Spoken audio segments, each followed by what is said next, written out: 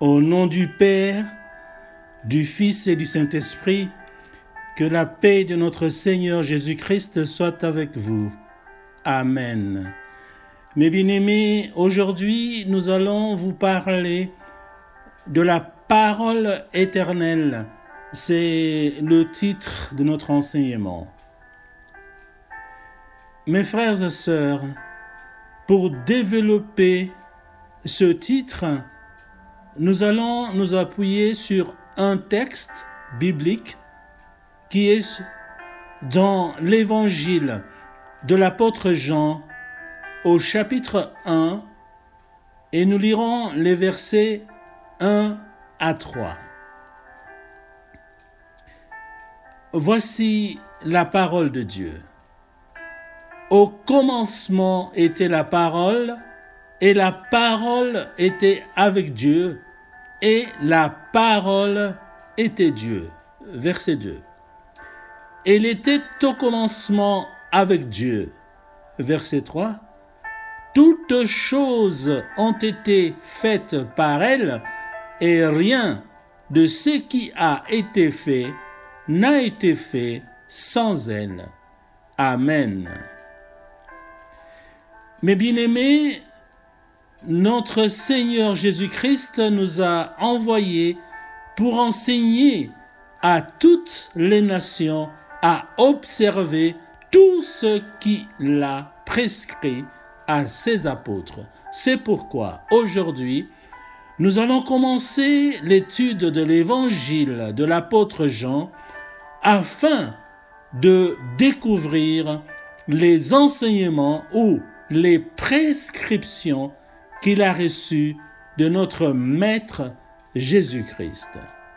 Nous débuterons avec l'apôtre Jean car il est souvent appelé le disciple bien-aimé de Jésus et il est également une figure centrale du Nouveau Testament.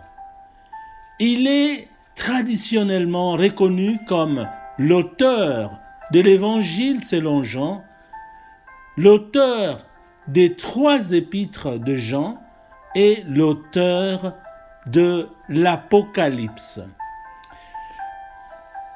L'apôtre Jean est le frère de Jacques, tous deux fils de Zébédée. Il est fréquemment mentionné dans les évangiles comme étant particulièrement proche de Jésus. Par exemple, lors de la scène, l'apôtre Jean est décrit comme étant couché sur le sein de Jésus.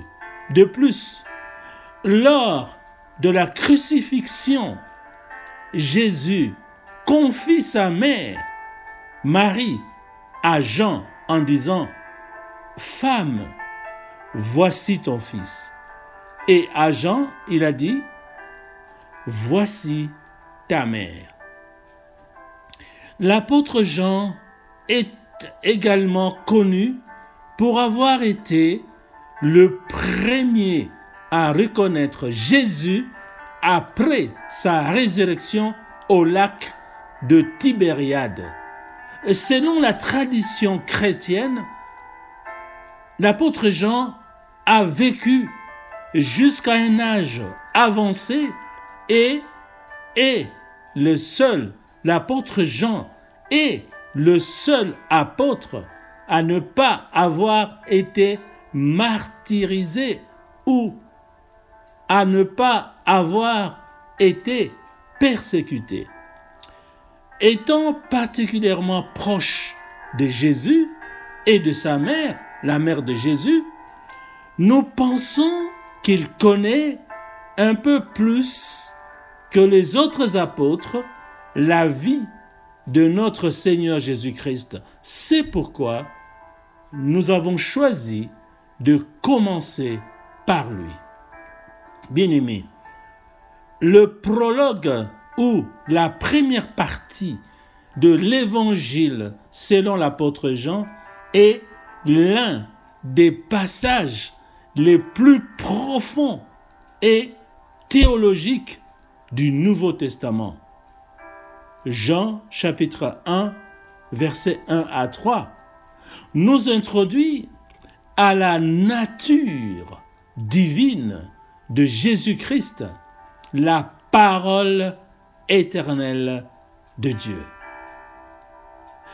Ces versets posent les fondations de notre compréhension de qui est Jésus-Christ et de son rôle dans la création et la rédemption. Dans notre enseignement d'aujourd'hui, nous allons développer 4 points. Le premier point, c'est la parole était au commencement. Frères et sœurs, l'apôtre Jean commence son évangile en faisant écho au premier mois ou au premier mot de la Genèse. Je reprends. Frères et sœurs, l'apôtre Jean commence son évangile en faisant écho au premier mot de la Genèse. Quel mot? Au commencement. Au commencement.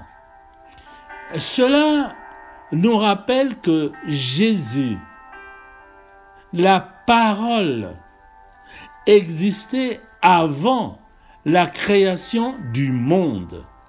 Il n'est pas une créature, mais il est le Créateur lui-même. Cette affirmation de la préexistence de Jésus souligne sa divinité et son éternité.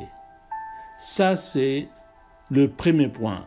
La parole était au commencement. Passons au deuxième point.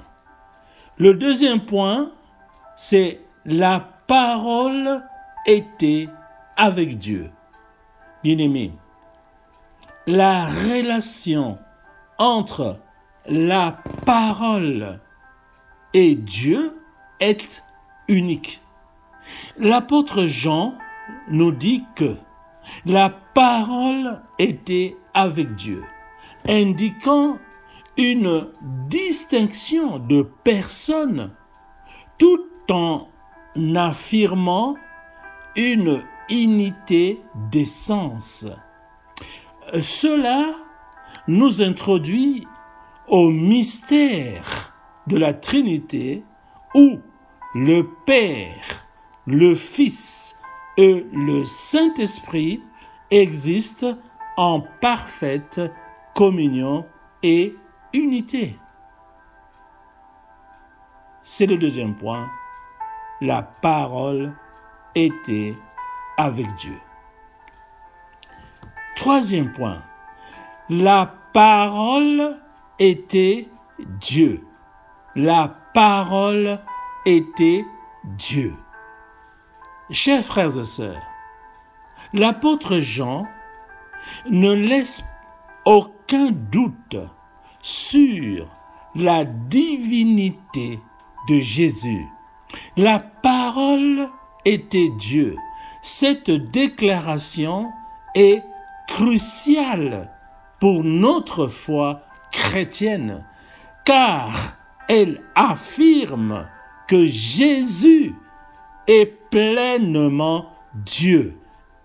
Elle affirme que Jésus est pleinement Dieu, partageant la même nature divine que le Père. Il n'est pas simplement un prophète ou un enseignant, mais Jésus-Christ est Dieu incarné. C'était le troisième point. La parole était Dieu. Quatrième et dernier point. La parole créatrice. La parole créatrice. Chers frères et sœurs, Jean, l'apôtre Jean, continue en affirmant que toutes choses ont été faites par elle, par la parole, et rien de ce qui a été fait n'a été fait sans elle.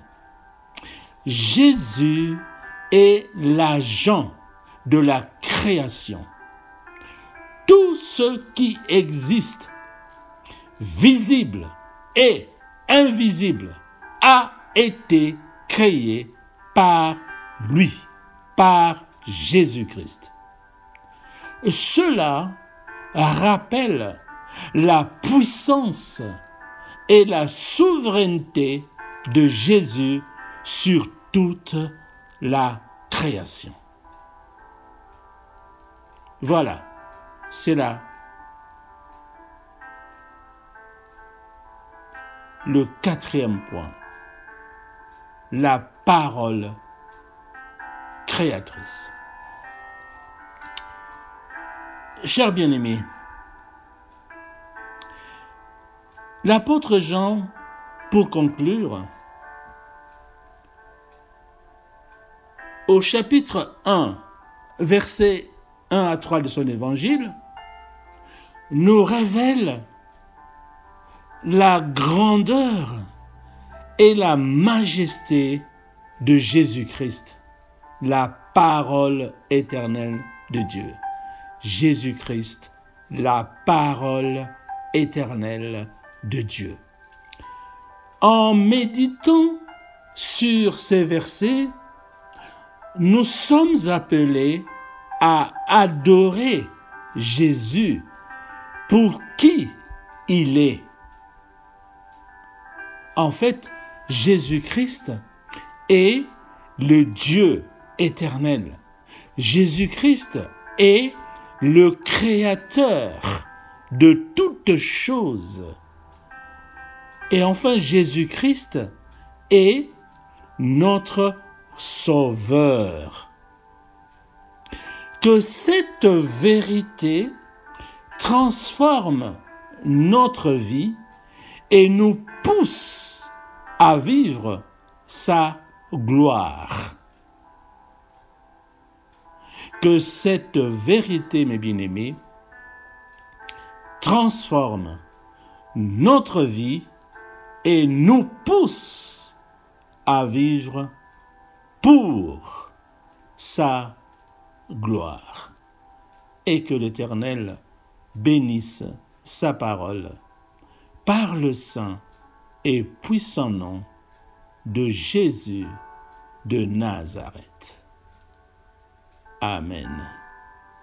Votre frère en Christ, José Batona. Soyez abondamment bénis.